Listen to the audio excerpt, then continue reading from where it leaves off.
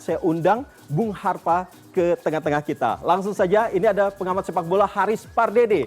Halo, selamat siang, Bung Harpa. Selamat siang juga, Bung Iqbal. Salam olahraga. Salam olahraga. Salam juga. olahraga. Ini saya tadi sudah membahas ya terkait dengan aturan-aturan yang baru, yang tentunya ini menjadi perbincangan dari warganet, para pecinta sepak bola dan juga para pemain begitu ya. Ini sebenarnya urgensinya ini seperti apa? Apa urgensinya dan apakah ini ada bentuk intervensi begitu terkait dengan permainan sepak bola saat ini?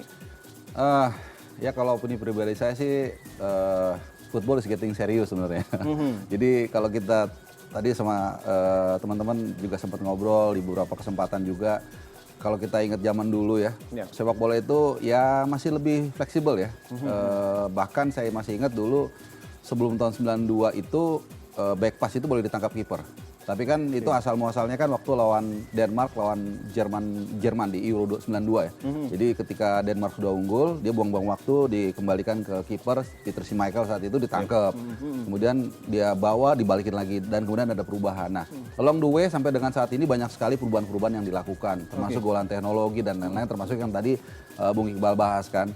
Ya mostly sih, bukan mostly ya, tapi sebagian saya sangat senang dan setuju. Salah satunya tadi soal yang 1 menit itu dia harus keluar harus meninggalkan lapangan kalau nggak salah kalau dia cedera. Kalau dia cedera karena gini ya di beberapa liga lah termasuk di Indonesia ini otokritik ya.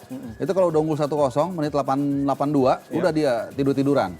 Nah nanti dia pura-pura keluar tiba-tiba masuk lagi. Jadi hanya untuk mendelay permainan. Nah ini saya setuju. Tapi ada beberapa yang sebenarnya bahasanya itu terminologi mungkin menarik untuk kita diskusikan.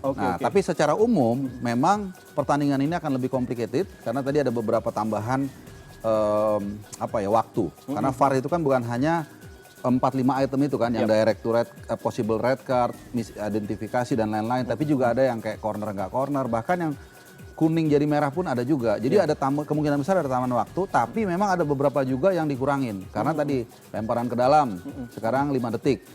Kemudian apalagi pergantian pemain 8 detik dan seterusnya gitu. Jadi tapi mau apa boleh buat ya kita harus menjalani ini semua. Tapi kalau berbicara soal waktu, ini lagi-lagi kan soal waktu itu sepertinya sangat strict sekali ya untuk saat ini. Tetapi kan kalau kita melihat permainan futsal begitu ataupun basket itu kan benar-benar strict juga ya. Nah ini bagaimana? Kenapa kalau menurut pandangan Anda, kenapa FIFA tidak melakukan hal seperti itu? Gini, kita mesti kembali lagi ke roots dari olahraga. Eropa dan Amerika ini kan memang sangat berbeda. Mereka punya karakter yang berbeda. Intinya kalau Eropa itu lebih konvensional, Amerika itu lebih progresif gitu. Mereka lebih cepat. Video replay itu kan di American football sudah dilakukan sejak lama. Di bola mungkin baru tahun 2018. Jadi memang rootsnya ini udah berbeda.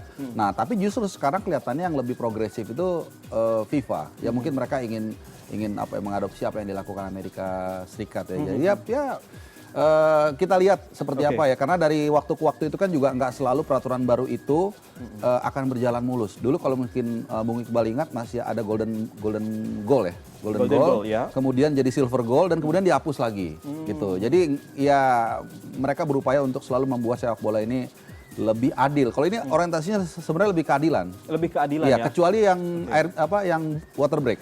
Kalau water break untuk entertain, artinya kan mereka lebih bugar. Diharapkan lebih bugar dan artinya permainan diharapkan juga lebih eksplosif. Dan kesempatan juga untuk media-media bisa sekalian masuk iklan. Iklan. Itu kan gaya Amerika kan. Biasanya mereka banyak show-nya, apalagi kalau NBA kan setiap time out atau setiap pergantian itu kan iklan masuk gitu. Jadi memang ya nggak ada masalah juga kita mengadopsi yang baik, tapi saya pikir tetap mesti pada roots sepak bola itu seperti apa begitu. Nah ini menarik ketika batas waktu lemparan ke dalam dan tendangan gawang yang hanya dikasih waktu 5 menit. 5 detik begitu ya, 5 menit panjang juga. 5 detik. Apakah ini artinya bahwa memang akan membuat permainan jadi semakin menarik atau bagaimana? Kalau untuk ini, nah ini saya agak disagree sebenarnya ya, walaupun saya siapalah gitu ya. 5 detik itu terlalu cepat menurut saya. Karena di futsal kan beda, lapangannya lebih kecil.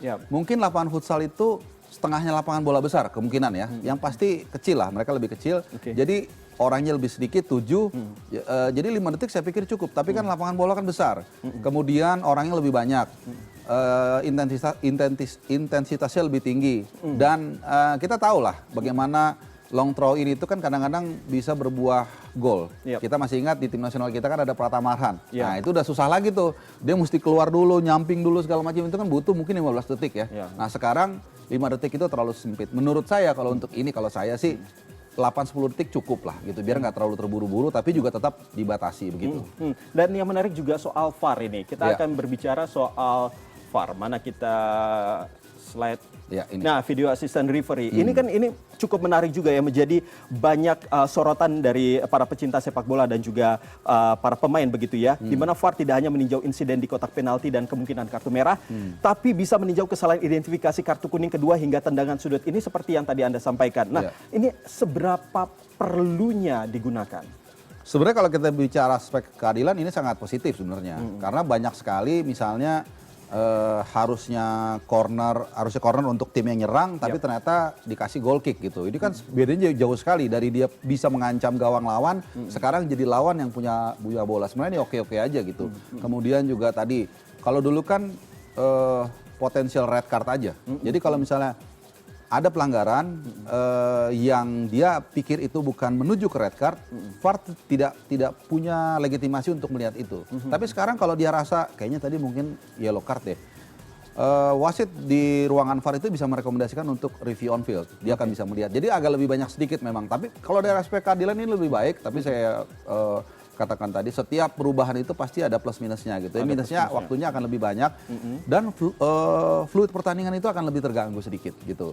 Ya, nah, tapi again, saya yakin sekali ini semua kan sudah melalui research and development ya. Tapi diimplementasikan kita nggak tahu apakah sesuai dengan apa yang mereka perkirakan atau lebih baik atau malah ternyata kontraproduktif gitu. Karena lagi-lagi banyak aturan baru yang diimplementasikan tapi kemudian direvisi. Dan selanjutnya kita akan ke aturan yang di tengah babak gitu.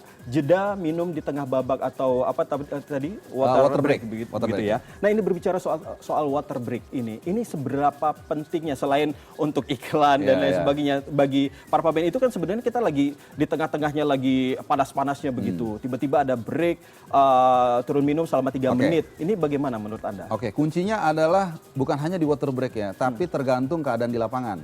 Karena ini kalau nggak salah mulai pertama kali 2014 di Brazil. Kenapa waktu itu diimplementasikan? Karena Brazil itu bukan hanya panas, tapi humidity-nya tinggi. Kalau yang main bola ini pasti tahu, kalau panas aja mungkin masih lumayan. Saya pernah main bola waktu liputan di Qatar itu dengan teman-teman di sana. Humidity nggak tinggi, enak kita walaupun panas. Tapi kalau humidity tinggi, itu sangat melelahkan. Nah, ini kan juga gitu. Saya nggak tahu persisnya, tapi setahu saya dia melihat kondisi cuaca setempat. Kalau misalnya panasnya sekian, humidity sekian, itu langsung water break-nya nyala. Which is bagus menurut saya, karena jangankan pemain, penonton pun capek. Karena penonton jangan lupa loh, mereka dari rumah 3 jam sebelumnya ke stadion segala macam. Jadi menurut saya sih oke-oke aja. Tapi kan sekali lagi tadi, kalau misalnya nanti mainnya di tempat yang agak adem gitu ya, mungkin ini water break nggak diperlukan gitu. Jadi ini sangat bagus menurut saya. Dan membuat fleksibel dan membuat kalau kita main bola kan 45 menit capek juga sebenarnya, Bung. Jadi kalau dia ada sedikit minum 1-2 menit, abis itu mereka akan lebih fit. Diharapkan permainannya akan lebih menarik. Oke, dari 8 aturan baru ini sebenarnya ada celah nggak yang kira-kira sebenarnya ada kemungkinan besar ini tidak akan berlangsung lama atau justru tidak baik begitu? Kalau saya sih melihatnya yang lemparan ke dalam 5 detik ya. 5 detik itu. Okay. Kalau kita main bola, apalagi kalau udah menit 40-an, terus out bolanya di sana. Memang itu 5 detik kan kalau saya nggak salah setelah dipegang ya. Yang harus siap kan bukan lemparnya, bukan throwernya, tapi juga pemainnya kan. Itu udah menit 40-an, apalagi 90 itu udah agak capek gitu. Jadi tadi saya sempat bincang-bincang juga, kayaknya sebenarnya harusnya 8 detik nih. Cocok, jadi nggak terlalu lama, nggak ngulur-ngulur waktu, tapi juga nggak terlalu cepat. Tidak terlalu cepat. Oke, Bung Harpat, terima kasih masukannya terkait dengan aturan baru dari FIFA ini yang semoga bisa kita lihat bagaimana nanti hasilnya ke depan. Terima kasih Bung Harpat sudah hadir di studio kami di CNN Indonesia. Salam sehat selalu. Salam sehat.